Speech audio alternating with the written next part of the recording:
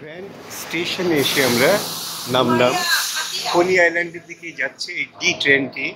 আমরা নেমেছিলাম এফ থেকে ডিতে, এবং এই ডি ট্রেন চলে যাচ্ছে কোনি আইল্যান্ডের দিকে, আটলান্টিক মহাসাগর। আমরা এই মেট্রো স্টেশন থেকে যখন উঠব তখন উপরে উঠে অবাক হব। আমরা দেখব যে কোথায় নিউ ইয়র্ক, এ তো আমরা এসে পড়েছি একেবারে চীনে। যত মানুষ দেখি তাদের প্রায় সবাই চীনের মানুষ বলে মনে হচ্ছে। এজন্যই তো এই এলাকার নাম হচ্ছে চায়না টাউন।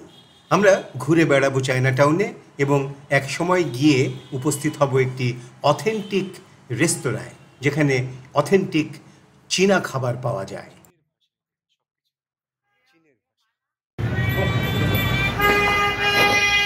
ডাম্পলিং স্টোরি, এবং সেটা চাইনিজ ভাষায়। সি ফুড মার্ট, চায়না টাউনে সি ফুড ম্যান খাওয়া দোকানটি।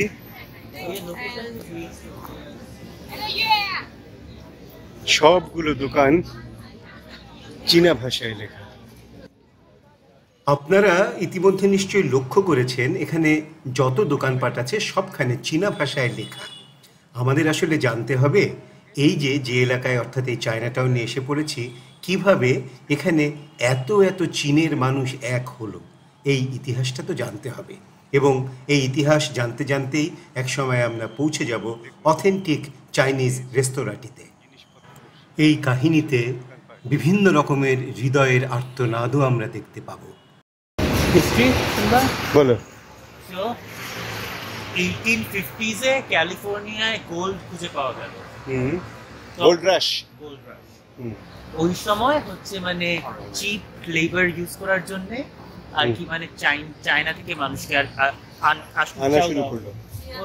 চায়না ওই যে সোনার খনি খুঁজে পাওয়া গেছে, তখন হচ্ছে মানে যেহেতু ওদেরকে মানে কম টাকায় কাজ খাটাতে পারবে, এর জন্য চাইনিজ অনেক পুরুষরা হচ্ছে এখানে ক্যালিফোর্নিয়া আসা শুরু করলো।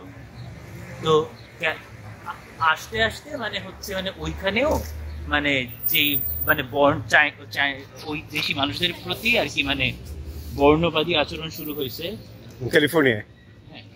যে কারণে হচ্ছে যে মানে আইন করে হচ্ছে মানে বেশিরভাগ মানুষ ওই দেশ থেকে, প্রথমে হচ্ছে কোনো ওই দেশের মহিলা আসতে পারবে না, এরপরে কোন রকম মানে ডিপ্লোম্যাট বা স্টুডেন্ট ভিসা ছাড়া কেউ আসতে পারবে না। ওইটা শুরু হলো। তো আস্তে আস্তে মানে ওদের একটা খুব বড় পপুলেশন ক্যালিফোর্নিয়া থেকে কি নিউ ইয়র্ক আসা শুরু করলো। এইখানে হচ্ছে মানে ওদের প্রথম বসতি হলো। এই এলাকায় প্রথম। এইটা হচ্ছে একদম 19th সেঞ্চুরি শেষের দিকে 20th সেঞ্চুরির প্রথম দিকে, 19th সেঞ্চুরির শেষের দিকে। টি ওয়েস্ট রাইস, হ্যাঁ এই যে 1 কাপ টি, এটা দোকান না না ওদের কি এটা নিয়ে ইয়ে হয়ে লাগানো। খুবই খারাপ অবস্থা ছিল, মানে গরিব ছিল অনেক। তো যারা একটু আস্তে আস্তে টাকা বানাচ্ছে ওরা হচ্ছে ভালো নেইবারহুডে মুভ করতো। তো লোয়ার ইস্ট সাইডে এখন হচ্ছে এক একটা অ্যাপার্টমেন্টের দাম হয়তো বা 3 মিলিয়ন 4 মিলিয়ন ডলার। এখন হচ্ছে দেখতে এরকমই পুরান ঢাকা ভাইবস, কিন্তু মানে রিয়েল এস্টেট খুবই এক্সপেন্সিভ। উইন লং সেন্টার আপনারা একটু দেখলেই বুঝবেন সব কিছুই ইংরেজির পাশাপাশি চাইনিজেই লেখা আছে। এটা চাইনিজ নেইবারহুড।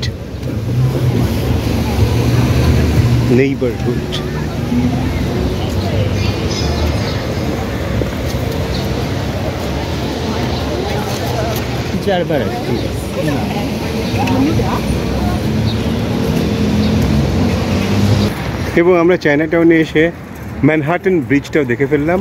ব্রুকলিনকে কানেক্ট করেছে। HSBC ব্যাংক, সেখানেও চাইনিজে লেখা আপনারা দেখতে পাচ্ছেন। এই যে হ্যাঁ,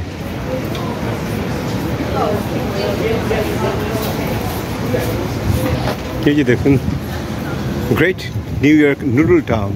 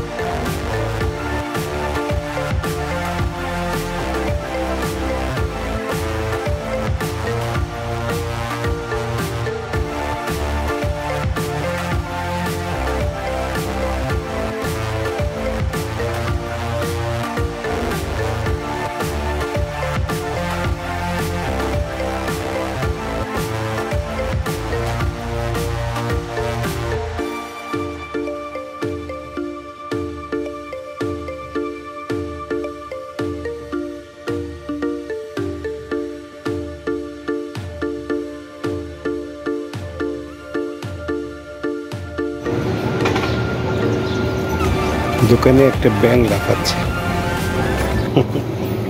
সবাই হাসাহাসি করছে।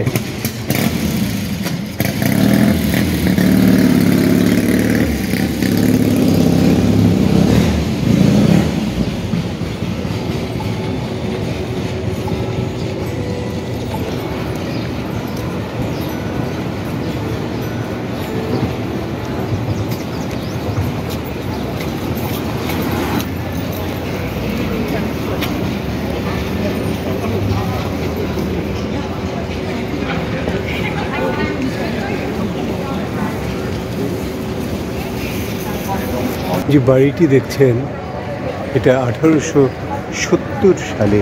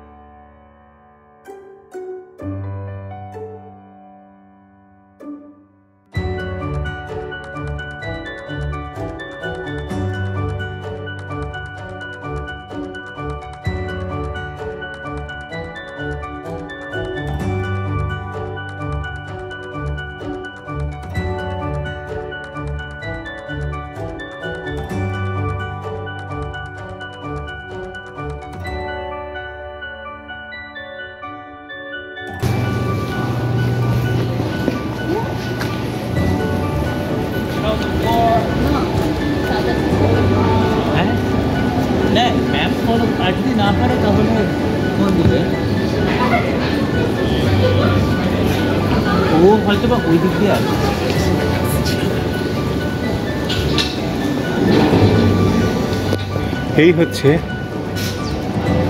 শাহ টি পার্লার, সবচেয়ে পুরনো অথেন্টিক একটা রেস্টুরেন্ট। আমরা আশেপাশে হাঁটাচলা করি।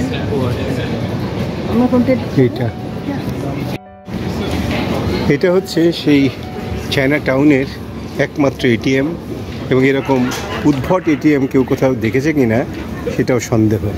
অর্থাৎ এখানে এই এলাকায় কোনো কিছুই ক্যাশ টাকা ছাড়া নেয় না, একমাত্র আমেরিকান এক্সপ্রেসটা চলে। ফলে কেউ যদি মনে করে যে ক্যাশ টাকা দেবে তাহলেই সে খেতে পারবে, ক্যাশ টাকা না দিলে এই বিড়ম্বনায় পড়ে এবং তারপর এই এটিএমের কাছে আসতে হয়।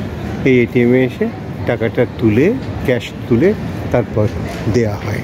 আমরা যাব হচ্ছে 1800 কত সালের রেস্টুরেন্ট, 1923 সালে যে রেস্টুরেন্টটা হয়েছিল, ওই যে সামনে দেখতে পাচ্ছি একটু অন্য রকম নাম, ওয়াহ টি পার্লার বা এরকম একটা কিছু নাম, ওটাতে আমরা যাব। সনকা আসলেই আমরা ঢুকবো। তার আগে আমরা এই রাস্তাটা দিয়ে ঘুরে বেড়াচ্ছি, পুরনো চাইনিজ একটা রাস্তা নিউ ইয়র্কের মধ্যে। সো এই রেস্টুরেন্টটা অ্যাকচুয়ালি একটা ডাইনার, চাইনিজ আমেরিকান ডাইনার। 1923 সালে এটা খোলা হয়েছিল। আর এইটাই হচ্ছে মানে ওই সময় খুবই সাদামাটা একটা খাওয়ার জায়গা, মানে অথেন্টিক চাইনিজ রেস্টুরেন্ট। তো সে সময় তো হচ্ছে হয় ফার্স্ট জেনারেশন বা সেকেন্ড জেনারেশন। আর যেহেতু মানে আমেরিকান লার্জার, বৃহত্তর আমেরিকান সোসাইটি থেকে অনেক রেসিজম ছিল, দেখা যেত যে কমিউনিটি, চাইনিজ কমিউনিটি নিজেদের মধ্যেই থাকতো। সে কারণে হচ্ছে ওদের এই কালচারটাও ওই সময়টা প্রজন্মের পর প্রজন্ম পাস ডাউন হয়েছে। এখনও ওই রেস্টুরেন্টটা আছে। এটা হচ্ছে চায়না টাউনের, এই যে আমরা এখন চায়না টাউনে আছি, এটা হচ্ছে সবচেয়ে ফেমাস ল্যান্ডমার্কসটার একটা, এই নম্বর টি পার্লার। কারণ হচ্ছে ওই সময় থেকে যেরকম ছিল এখনও ওরকম আবহাওয়া ওরা রেখে দিয়েছে, শুধু খাবারে হচ্ছে অনেক আমেরিকান চাইনিজ জিনিসপাতি অ্যাড করেছে। কিন্তু আমরা যেগুলো খাবো সেগুলোতে কি আমেরিকান থাকবে? তো এখানে অথেন্টিক চাইনিজ ওই সময় যে জিনিসপত্র ছিল ওগুলাও আছে, কিন্তু আরেকটা মানে কাস্টমার যাতে অনেক আসে আরও, সেজন্য কিছু আমেরিকান জিনিসও অ্যাড করেছে। আচ্ছা, থ্যাংক ইউ। এই হাসির মানেটা হচ্ছে সনকাকে দেখা গেছে, ওই যে আসছে।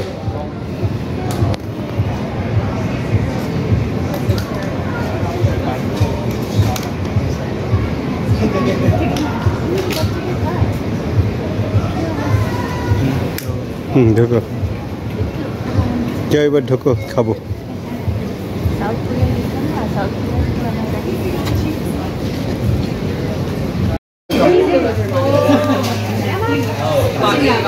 আমি চুজ করে বলি, এরপর যদি আর কিছু সাজেশনস থাকে তাহলে। Welcome drink.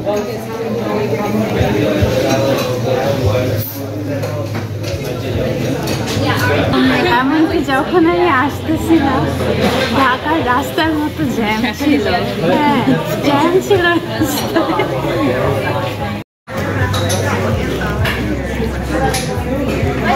চা, চা মানে একেবারে পানির মতো, কিসের কি আমি জানি না, মানে নির্যাস, কোনো ফুলের নির্যাস।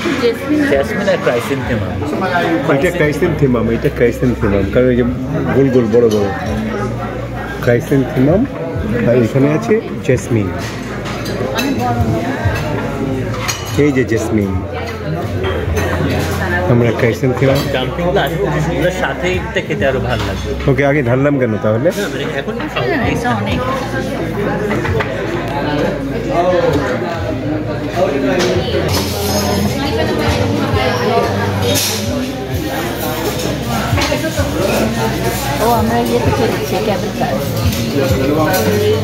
এই ভুলটা আসলে আমার করা।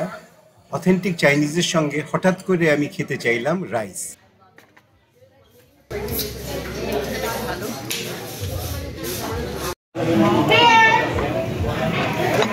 এগুলো সব অথেন্টিক চাইনিজ, অর্থাৎ একমাত্র এই রাইসটা ছাড়া আর সব কিছু একেবারে অন্যরকম বিষয়। চাইলেই এই জিনিসগুলো যে কোনো জায়গায় পাওয়া যাবে না। আমাদের দলটি এরই মধ্যে খাওয়া দাওয়া শুরু করে দিয়েছে।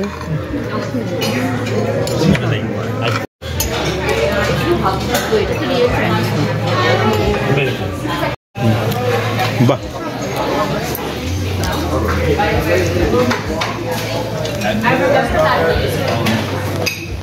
shrimp rice roll. Shrimp rice roll. Beef rice roll, shrimp rice roll. Rice না রাইস? ও ভেতরে রাইস আছে, তাহলে রাইস নিলাম কেন? এটা হচ্ছে যেটা দিয়ে মুড়িয়েছে সেটা হচ্ছে রাইস। এটা পোর্ক, এটা শ্রিম্প। আবার নতুন কিছু জিনিস এসছে, এই যে যেগুলো এসছে সেগুলির নাম কি বললে? সুমাই। সুমাই মানে কি? এক টাইপের ডাম্পলিং, কি টাইপের ডাম্পলিং জানি না। আচ্ছা, সুমাই।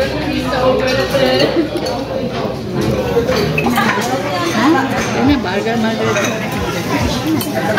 আমাকে আসার সময় জিজ্ঞেস করছিলে যে খেতে পারবে কিনা, এখন তোমার নিজের প্রশ্নের উত্তর কি? বললাম তো একটু আগেই, মানে অসাধারণ, সত্যি সত্যি সুস্বাদু বলতে যা বোঝায় পুরোপুরি। এবং এগুলো হচ্ছে মিষ্টান্ন, সব অথেন্টিক চাইনিজ। এটা কি কি নাম বললো তোমার মনে আছে? একটা লোটাস বান, একটা রেড বিন বান, কোনটা কি এটা ঠিক জানি না।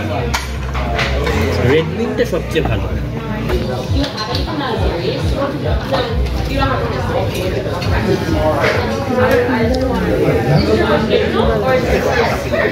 সব মিলে মানে এক